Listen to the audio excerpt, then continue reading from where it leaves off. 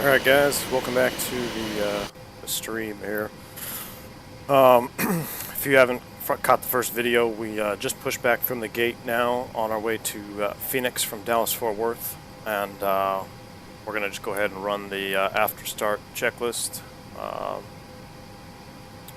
Forgive me for if some of my switches are out of exact position, because what I did is just started a new flight and then try to get everything back exactly like it was. So the after start checklists, we're gonna do that right now. The engine master mode is back to normal, speed brakes are arm, rudder trim reset, flaps set for takeoff, our intercom is on, trim is set, APU bleed, and master switch is off.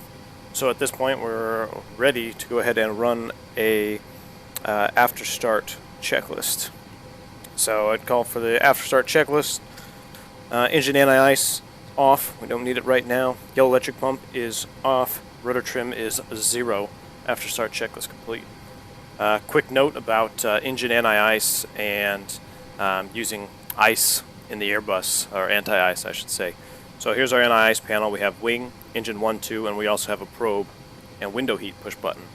Now, I see a lot of guys using the probe and window heat button on the ground or in flight.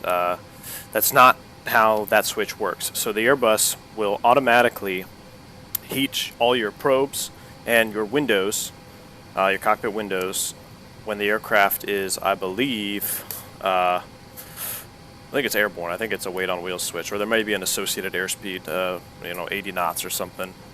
Then the heat kicks in. Now, in lieu of that, after engine start, after the first engine is started, the windows and the, believe it's the tap probe, someone can correct me if I'm wrong, believe it's the tap probe, will automatically start to be heated. However, it will be heated in the low mode, so there's a low and a high heat. On the ground, it's only in low. So after the engine start, regardless if that push button is off, your windows and your probes will already be heated. Now, when we would use this switch is if we arrive at the aircraft and it's very cold outside, maybe there's some frost on the windows, then we'd go ahead and we'd turn on the probe window heat push button while we're sitting at the gate, go ahead and get the frost off the windows, make sure everything is defrosted before we start an engine. Moving on to the AntiIce, the engine 1, engine 2 heats. So these are the engine inlet heats. And if I pan over to the engine here, I'm trying not to stutter everybody out here with OBS. The lip right here on the engine cowling, I guess like an engine nacelle, is probably the proper term, will be heated. Now, also there's a T2 temperature probe inside the inlet that is also heated when we activate those. We only turn on engine NiIce when we're in icing conditions. So if it's -8 degrees outside, but there's no rain, there's no clouds, there's no visible moisture, we don't use AntiIce. So you go ahead and leave those off at all times. You actually suffer a performance hit when you turn on the engine and wing heats. Anytime you will use engine NiIce is if the ambient air temperature is between -10 and +10 Celsius and your invisible moisture. Now, visible moisture is the key part here. You have to have rain, clouds, fog, anything that you can see that's visible moisture, then go ahead and turn on the ice if you're in that temperature range.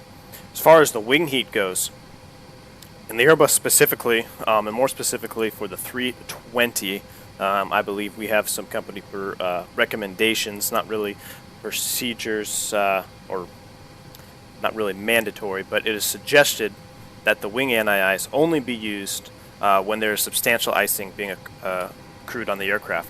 Now, when you look here out the front window, we have an ice detector. It's not an automatic ice detector like if you guys fly the Embraers or anything like that. It's basically just a little straw-looking type thing right here, and we can actually turn. There's a light for that right here. Oops, sorry, not that one.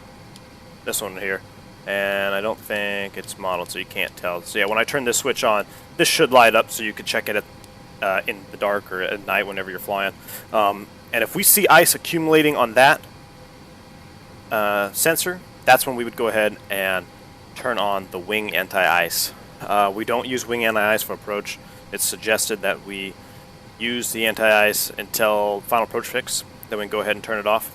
The wing, when we look at the wing of the aircraft here, pardon the panning, the only part that is heated on the wing is going to be your outboard 3 slats. So you have 1, 2, and 3 on the leading edge of the wing. The inboard slat is not heated. The elevator is actually not heated. Neither is the, I guess I should be using correct terms. This is actually the trimmable horizontal stabilizer, or THS, in an Airbus. This is not heated, as well as the tail, or the vertical stabilizer, that is not heated as well. So when you're using wing anti-ice, you think, oh, I'm heating up everything. No, you're not. You're just heating the outboard 3 slats. And you suffer a significant performance penalty when you're running the bleeds to heat those slats. So unless you're really in the ice, we tend not to use it. The Airbus does a great job. The Airbus does a great job of not requiring a lot of anti-ice because it just doesn't pick it up that well. Just good design. All right.